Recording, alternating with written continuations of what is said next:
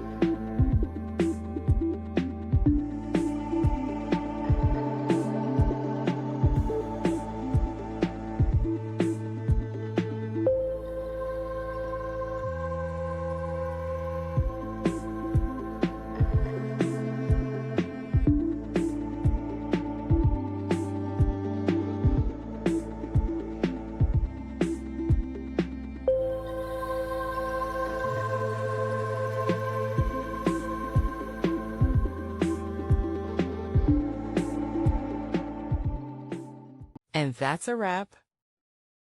I hope you found the answer you were looking for. If you did, take a second to hit that subscribe button. It really helps out. And let me know in the comments which solution worked best for you. See you next time in the debug zone.